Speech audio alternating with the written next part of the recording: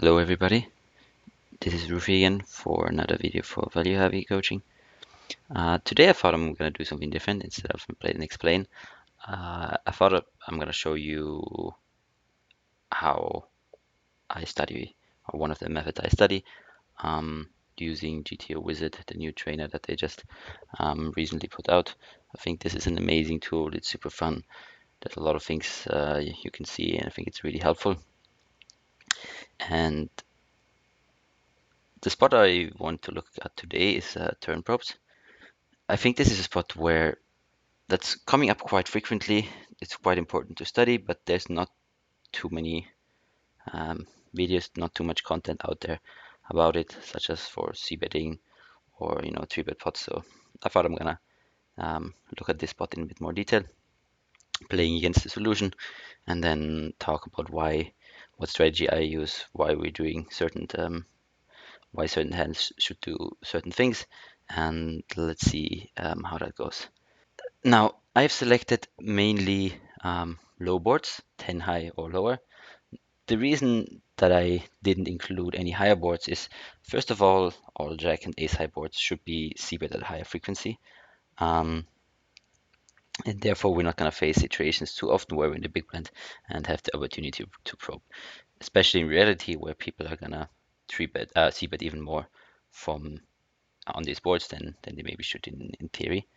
And secondly, the strategy is not that interesting in my opinion. When people check back on these high boards, they're still going to have a range advantage. This board is still going to be very good for them.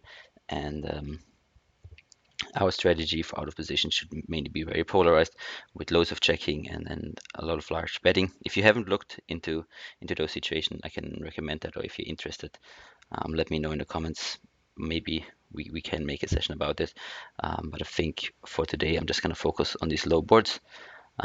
Same goes for monotone boards. I excluded them just because they're playing really passively with loads of checking and then not too much going on. So what I'm going to focus today is just on these low boards, 10 high and lower, and we're going to just see, depending on which card comes on the turn, what our strategy should be, what sizings we should be using, what hands we can be betting for value. Obviously, you can make quite a lot of exploits in this situation. Just as a caveat, before I'm starting here, there's people that never check back top pair. There's people that never check back a flush draw, and obviously our strategy can shift dramatically against those players. But my goal for this video is just to give you a general, somewhat theoretical approach, and then of course deviate wherever you feel the need against weaker opponents, etc. And then, without any further ado, let's start right into it with the first hand. Quite an interesting spot already. What happens when the flush completes? Now, yeah, maybe sure this is 15L button against big blind, check on the flop. So what happens when the flush completes on the turn, especially when the flush is a lower card? Now, in theory, the button should obviously be checking back some flush draws, but he's not going to have that many. So what we're going to do is we're not going to be using any too large, no overbet size, because he can still have a lot of these flushes, especially the higher ones. He could check back a hand like ace king or ace queen with a flush draw. Doesn't necessarily need to bet on a board like this because it has some showdown value. And these lower flushes, lower flush cards usually tend to block more of the big blind's flushes than if it were a higher flush. So, but very often we're gonna see that we're gonna use small to medium sizes on these turns. You can also see this here on the right. I've left this out to demonstrate this during the video. Once you feel more confident playing against the solution, you can also hide this by just clicking here and then play like as if you were in game. So these flush completing cards are generally quite good for us because he's not really checking back all too many flush draws, some flush draws, but not too many. So we can be somewhat more aggressive. We can see here we can bet more than 50% of our range. our overall frequency across all boards, also the high boards, is that we're only allowed to probe around 30%. So this is definitely one of the better turns for us. And what we want to think about here is, because we're out of position, um, we always got to think about, okay, which hands are nice to check as well, which hands do we want to bet out ourselves, and which is the weakest hands that we can bet here for value, depending on which sizing we choose. Now, for these boards, you could simplify to say use something like a 50% sizing, because we're mixing here between 33 and then 66%. Or you could use both sizings and then just put more of your stronger hands in the bigger sizing with the stronger bluffs, and then the weaker hands in this weaker bluffs and weaker hands into the smaller sizing. It's quite hard to exploit this, as long as you have to correct the stronger bluffs in the bigger sizing and the weaker bluffs and the weaker hands in the smaller sizing, and occasionally mixing in some stronger hands. So a hand like this, I would assume, is very often like a flush. Definitely can obviously bet for bigger sizing. Can also sometimes check raise. So I'm just gonna start with a 66% bet. And yeah, for these situations, I always only have this one spot. So after we play a hand like this, it's gonna directly move to the next hand. We're not gonna play the river. Okay, hands that could also still bet for this sizing. If I had like a set or a two pair, that's definitely also strong enough to bet for this larger sizing. And if I had a top pair, maybe even a hand like ace eight, could still bet for small protection bet for the smaller sizing. Let's see what the next situation brings. Another interesting spot. When the overcard comes. Now, this is usually a better card for the button. So we gotta check more than on other cards, just simply because these overcards are generally hitting his range better, because those are hands that he might check behind. Nonetheless, this low board is still very good for us. We're gonna have a lot of strong hands, and he's still gonna have other hands that he has in his range, not just jack X, right? So we still get to bet. And this is somewhat where I simplify a bit, and I'm just going to use a 1/3 sizing on these overcards. Yes, the solver mixes sometimes bigger sizes as well, depending on what overcard this is, or if this brings in a straight, like here with the 10-9, where you might have some advantage. That's why it's using a larger bet size as well, because we're going to have them more often, as the button is going to bet his 10-9 most of the time on the flop. But to simplify, it's fine to mainly start off with a 1/3 on the turn, and then divide your range on the river. And the reason that we want to use this 1/3 size is firstly because this card is better for his range, and also by using a 1/3 sizing, we're still allowed to bet hands, like in this case, a now second pair that was top pair on the flop for this 1/3 sizing. And this just gives our hand like this protection from a hand like King Queen or King 10 that still has overcards against our hand. And additional benefit with a hand like this, if we block bet here, he's gonna float us with a lot of ace-x hands, and if the ace comes in a river, he's gonna improve, has a hand that he definitely can call, and we improve to a two pair. So it's very beneficial to bet with a hand like ace-7, ace-8. Those are gonna bet very often for block bet sizing, to keep his ace high hands in that are basically drawing that against us. And we still get value from like a 7x, a 5, and lower pocket pairs. Yeah, so it's gonna mix between block bet and check. Generally, if we of course have to check, this would also be fine as a check call.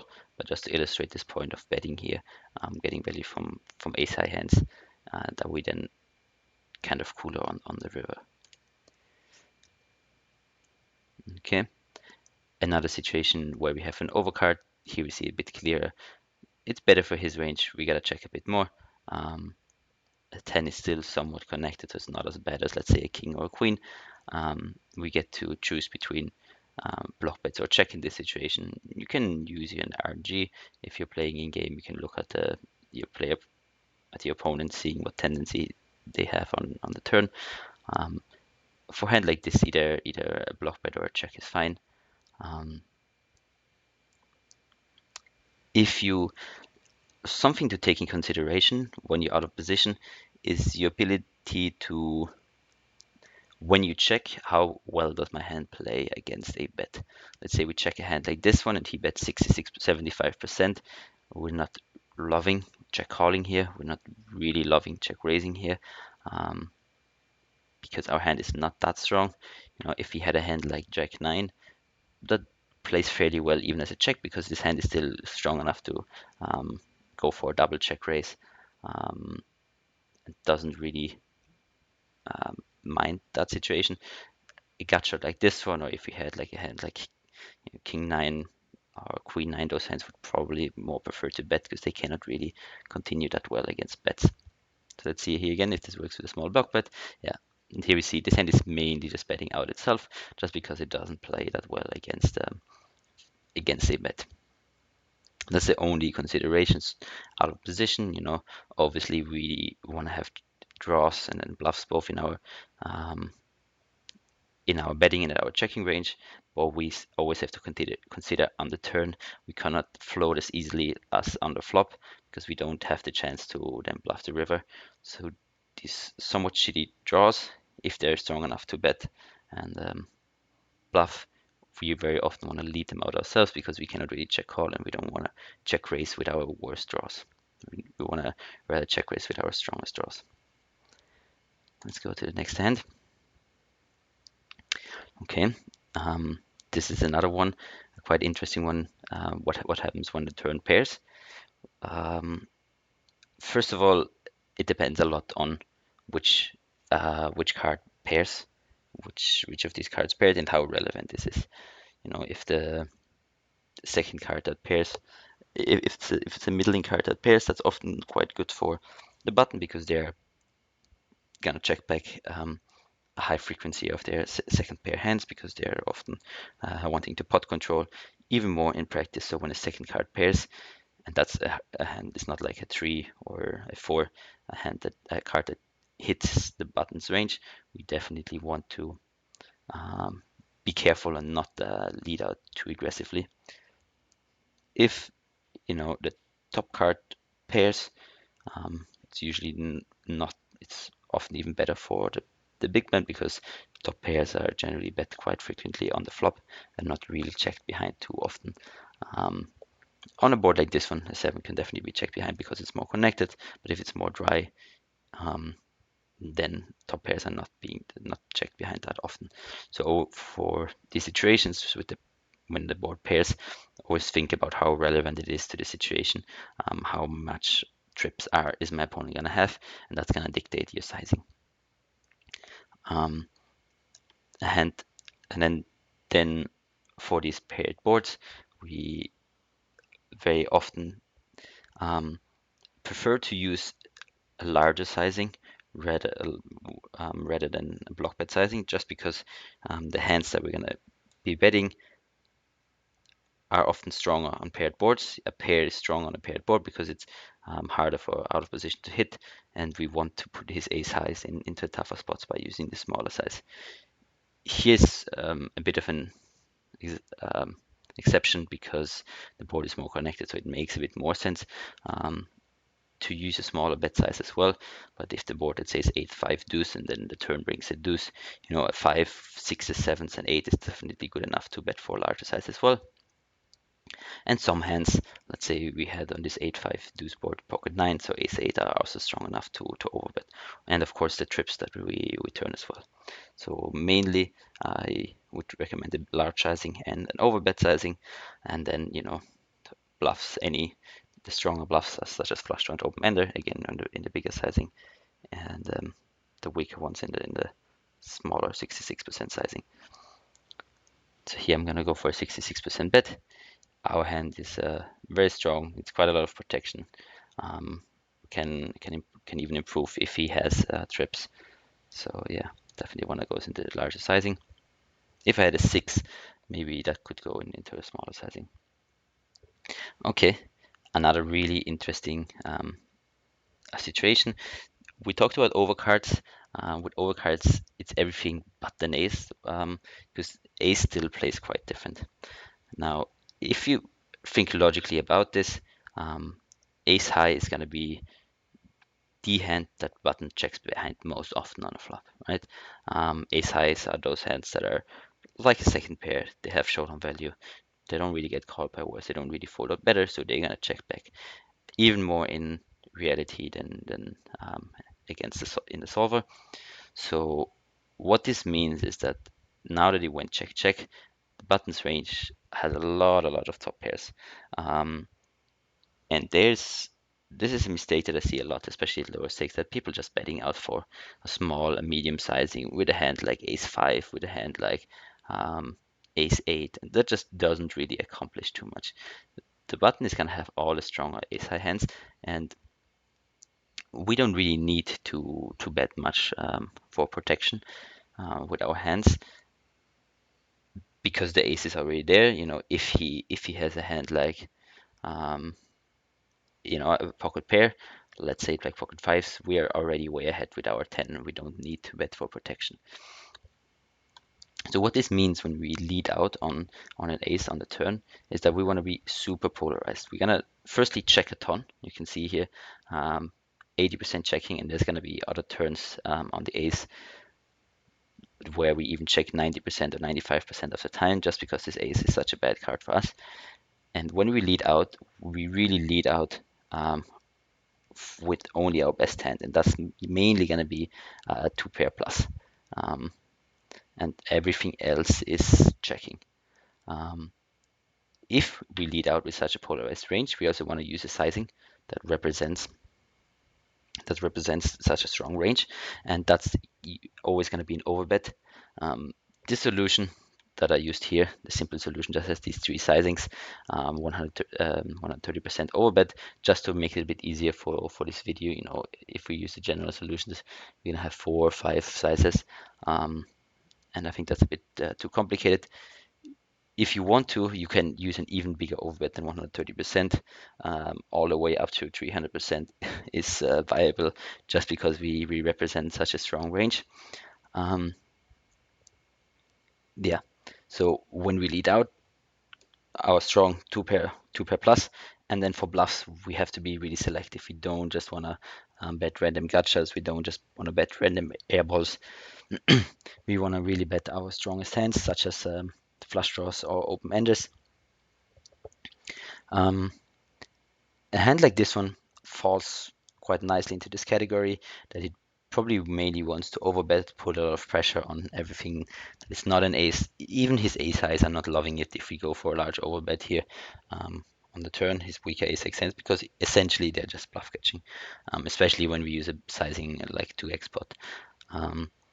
This hand probably fits nicely also in the overbet category, because it's quite hard to call this on the turn. If he goes for large sizing, we just have jack high. So we'd rather bluff ourselves than being in a situation where we need to check. So let's see if that's true. Yeah, this hand again mainly betting, because it doesn't really like to call, and yeah, it mixes here some other sizes you can see, but they're really low frequency. So just use an overbet here or check. Moving on to the next hand. Okay, here we can see what we talked about earlier. The turn pairing the middling card, and we can already see the drastic shift here. Now we're checking over 70% of our range. If you remember on the other board, where the low card paired, which wasn't that relevant, we were still betting 50% of our range. So yeah, here we're not really gonna be using an overbet sizing, because he's still gonna have quite a lot of 8x hands. We don't wanna fall in, we don't want to bet into that range, so we're just gonna use a more medium-ish sizing of 66%, and our value betting range is probably gonna start with a top pair or better. Now, for bluffs, we can think about here which hands we want to use. If you look at a hand like this one, having a spade here is definitely quite good. We block flush draws that are going to continue against our bets. If we didn't have a spade in our hand, I would assume because of our overall checking frequency that we're gonna check quite a lot. Now that we have a spade, we can definitely bet this hand. We can also check this hand. We're not allowed to bluff too much in a situation like this. Let's choose a checking option this time because we rolled passively. For me, this high roll is always going to be a passive, but you can see betting is definitely also a viable strategy here. You know, for in-game, you can, if you're not using an RG, you can just look at your opponent's tendency or find any way to randomize there yourself. Okay, another situation, the king after the ace, one of the worst cards as well, because those are going to be checked back most often. So we're going to be really passive, and again, just pick very good and very good bluffs and very good hands to bet ourselves. Now here still, you can see there's some overbets coming in because it's the same idea as on the ace, but there's still a lot of block bets, and I'm still just going to use a block bet sizing for turn like for any overcard that's not an ace. And again, the reason is being here, we're just trying to target ace high hands with this block bet sizing. A hand like 10-9 just doesn't have anything equity. We don't even have a spade, so we're just going to be checking and then giving up with this hand. Now let's move on to the next hand. Okay, another situation where we see this overcard. Again, the same thing, loads of checking, mainly block betting, a little bit of overbet because always of the idea that we have some strong hands, but I would just simplify as I said before. Here we have a hand that is a gut shot, 8 high, really likes folding out better hands. We cannot really continue. We cannot always bet this hand just because this turn is not ideal for us, but I think definitely one of the more frequent bets. Okay, actually even a pure bet. So it would have been a blunder to check this hand, probably just because it cannot really continue against any bets. It's not strong enough to check raise. It's not. We cannot call 8 high on the turn out of position, so we just want to lead out ourselves. Okay. Another overcard turn with more of a connected turn. With King Jack high, when we bet, we don't really want to have King or Ace in our hand because we're gonna block his folding range. We don't have any straight blockers. We don't have any equity going on with our hand. So yeah, it's just gonna be a check. Let's see if you get it at a couple of spots. Again, ace on turn. You see here 88% checking. We just have a random gotcha. If we start betting all of these on the turn, we're just gonna be way over bluffing. We don't have a lot of value hands, right? We have to keep this in mind. Here's a lot of strong bluff catchers. So we're just gonna check even a hand like this, even though we have a gotcha, right? Like it's just not gonna be strong enough. We really want to have a flush draw here, something like 8-8, 9-8. That's gonna be stronger here. Has less showdown value than a king high hand.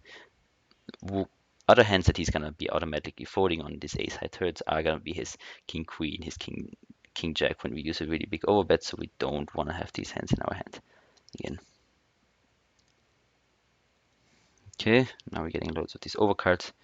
Not really anything going on for our hand, so we'll just check.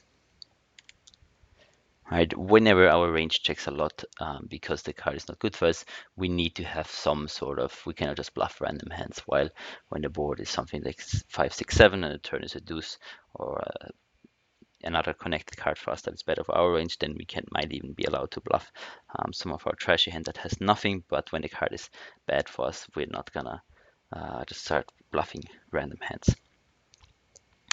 Now, this is one of the last turns that I wanted to look at.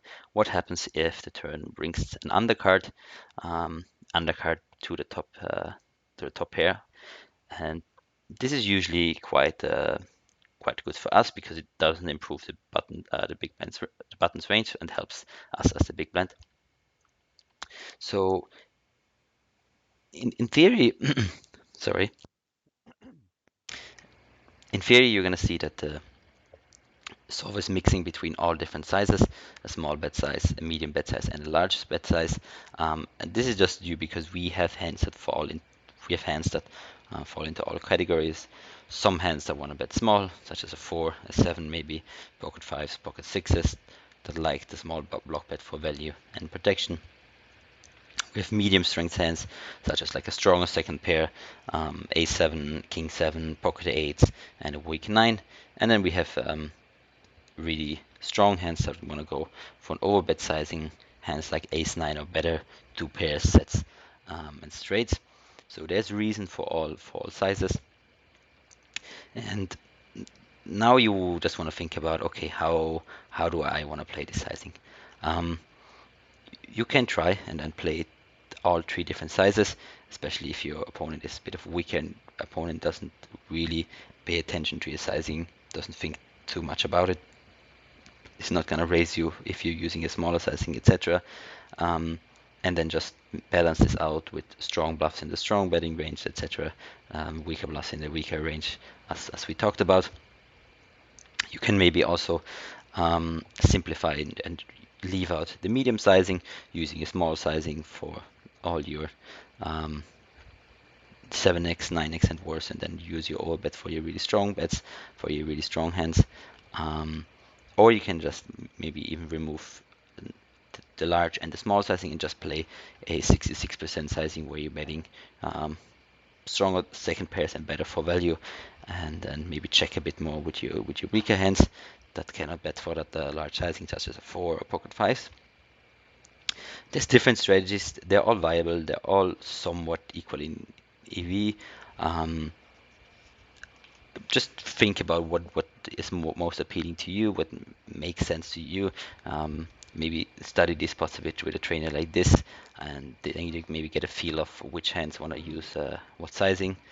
All options are viable. The tough part here is that we're still out of position, right? So if we have a straight, we cannot always bet it. We obviously need to check it sometimes. So we have some check raises, and I know that when you use multiple sizes, it might sometimes be hard to remind yourself to put hands in the checking range as well. So definitely not an easy spot. Just understand that which hands might want to use what sizing, and why we want to use these different sizes on a turn. So yeah, having a hand like in Jack 7, we could obviously play this as hands as a check call. Could bet this for a small sizing, maybe even for a medium sizing sometimes. I'm just gonna go with a small sizing here. Yeah, medium size is just not strong enough. Probably the cutoff range is gonna be somewhere around a7, maybe king 7 can fall into the bigger sizing. Now, I think we got through all of the turns I wanted to go through, and I hope this was helpful for you guys. If you have any questions about what I've talked about turn probing, let me know in the comments. It's quite an interesting topic, I think, often a bit overlooked by new player, but quite important, especially on these lower turns. Any feedback, more than welcome. Let me know if you're interested in any other spot that, if you like this format, if you're interested in any other spot, if you want me to look at delayed C bets or yeah, any other spot, just let me know. And I'll see you. Bye bye.